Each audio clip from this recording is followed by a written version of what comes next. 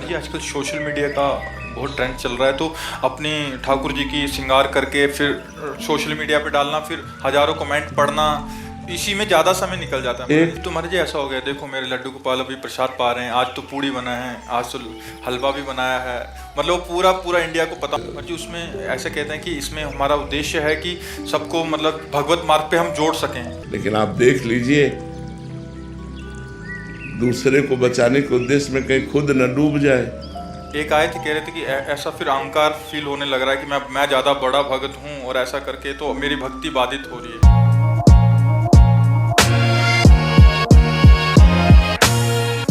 जय जय श्री राधे श्याम। आदित्य व्यास जी, महाराज श्री, हम आपका प्रवचन सुनते हैं, संतों के श्रीमुख से कथाएं का भी श्रवण करते हैं और श्री जी की कृपा से ठाकुर जी की सेवा भी प्राप्त है, किंतु फिर भी हम उनकी सेवा उनके सुख के लिए ना करके उनकी सेवा हम लोगों को आकर्षित करने के लिए करते हैं। ये भाव महाराज जी मन में आ जाता है। ये ठीक नहीं है, इससे पाखंड प्रकट हो जाए, पाखंड रूपी दोष प्रकट हो गया तो भक्ति को नष्ट कर देगा, हटा देगा। ये भयानक दोष है, दिखावा। बहुत इससे बचो। बड़े अच्छे बच्चे हो जो भी आप अपने दोष को पहचान पा रहे हैं, नहीं कुछ दिनों बाद यही दोष आपको गुण लगने लगेगा, फिर आप इसे कभी नहीं हटा पाएंगे और शुद्ध भक्ति हृदय में जागृत नहीं हो पाएगी। जहाँ पाखंड होता है, दिखावा होता है, वो बहुत हानिकारक होता है। आज प्रायः भक्ति पाखंड रूपी दोष से युक्त हो रही है।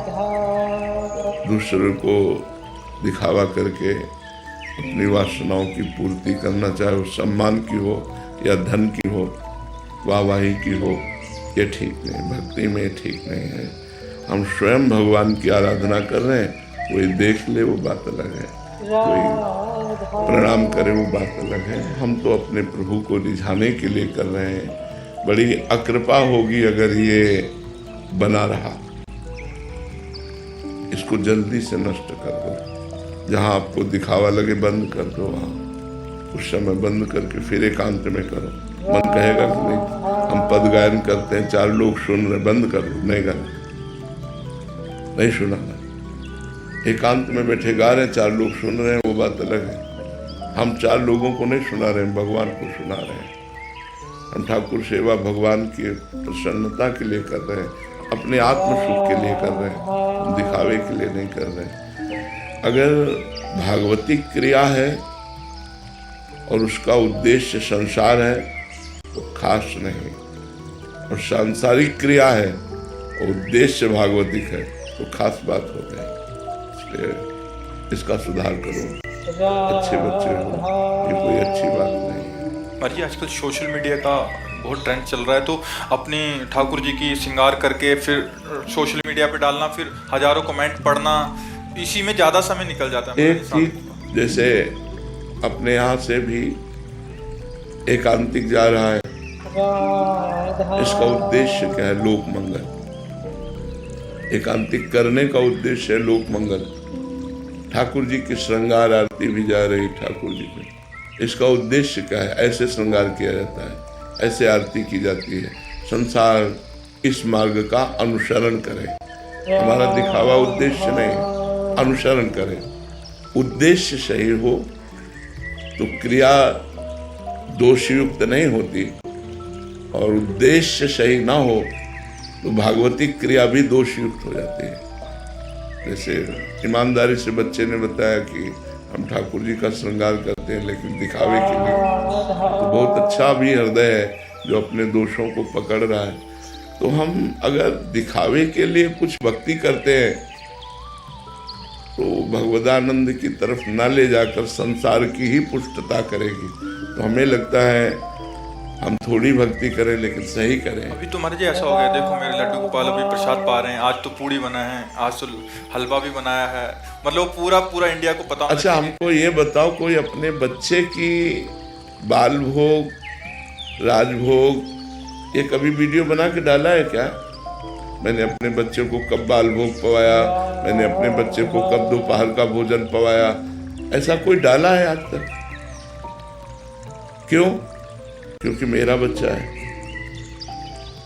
अपने बच्चे को पवा रहे तो वीडियो बना के डालने की क्या बात है। तो गोपाल जी को गरम गरम पूरी बना के दे तो ये वीडियो डालने की क्या बात है।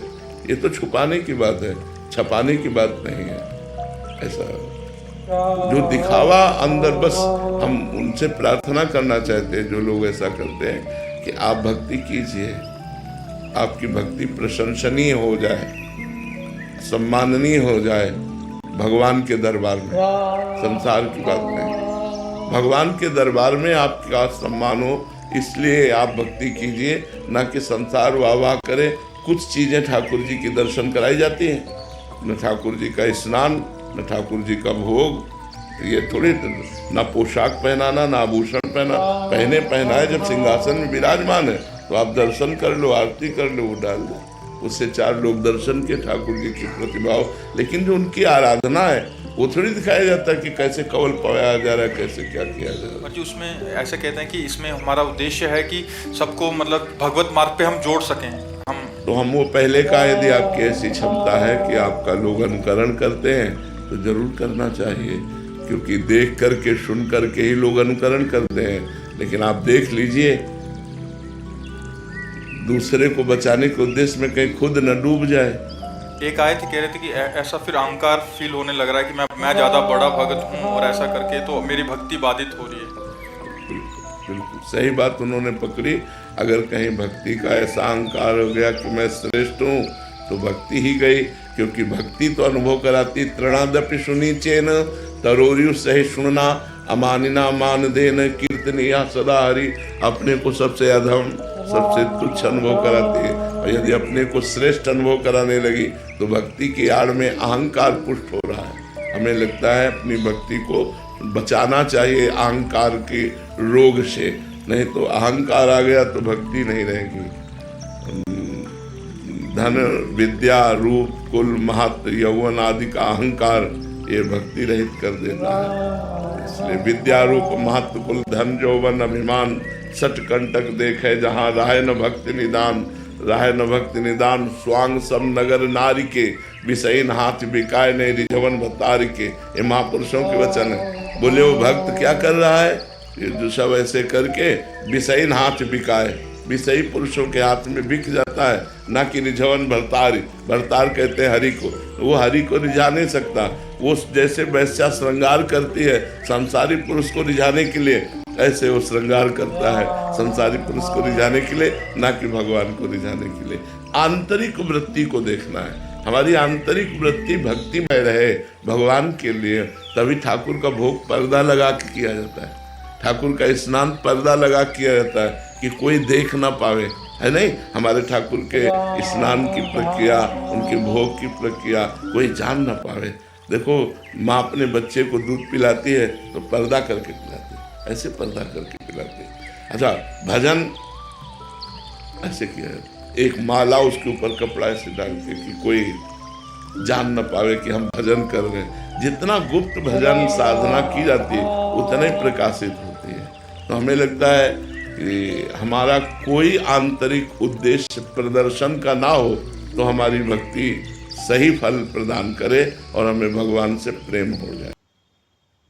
जय जय श्री हरिवंश साहब का धन्यवाद अनंत देखने के लिए, और आप भी नाम जप कीजिए और श्री जी को प्राप्त कीजिए। राधे श्याम।